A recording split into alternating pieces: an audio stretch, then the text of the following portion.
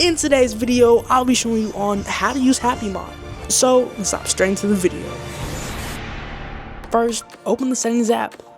Then scroll down to the bottom and tap on Apps. Click on the App Store. Click on Automatic Downloads. Head back to the Settings icon and tap on Battery. Just make sure that your phone is on low battery mode. Exit out of this and head to General. Scroll down and tap Background Refresh. Make sure that it's on Wi-Fi and cellular data. Now head on over to Safari, type in appsgen.com, and this is what it should look like. Tap on the search icon, then tap in HappyMod. From here, click on the install button, then hit allow.